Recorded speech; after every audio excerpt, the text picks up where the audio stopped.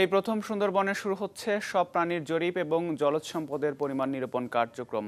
দেখা হবে জলবায়ু পরিবর্তনের প্রভাবে বনের মাটি ও পানির লবণাক্ততা বৃদ্ধির বিষয়টিও। বাঘ, ডলফিন ও কুমির ছাড়া স্বাধীনতার পর থেকে এখন পর্যন্ত সুন্দরবনে অন্য কোনো প্রাণীর শুমারি করেনি বন বিভাগ।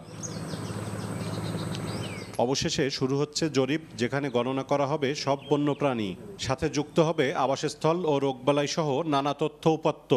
মাছ, কাঁকড়া, শামুক সহ জলজ সম্পদের পরিমাণও নিরূপণ করা হবে। শুধু তাই নয়, প্রথমবারের মতো করা হবে বনের ইকোলজিক্যাল মনিটরিং।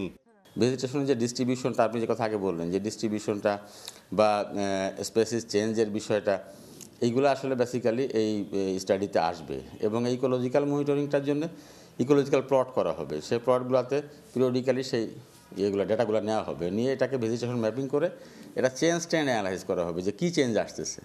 এছাড়া প্রকল্পের আওতায় রয়েছে প্রশিক্ষণ, ল্যাব তৈরি, ইন্টিগ্রেটেড রিসোর্স ম্যানেজমেন্ট প্ল্যান তৈরি, 12.5 লাখ ঘনমিটার নদী খাল পুনর্খনন, 15,000 ঘনমিটার পুকুর পুনর্খনন, চরে বনায়ন সহ করা হবে অবকাঠামো উন্নয়ন।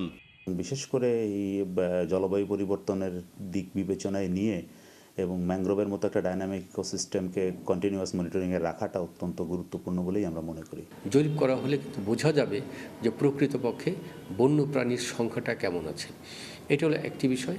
আরেকটি বিষয় হচ্ছে এই বন্য প্রাণী যদি এর কোনো রকমের ক্ষয়ক্ষতির কোনো জায়গাটা দেখি যে এটা কমে যাচ্ছে কিংবা আক্রান্ত হয়েছে কোনোভাবে কিংবা রোগ বালাই হচ্ছে, এটাও কিন্তু আমরা ধরতে পারবো।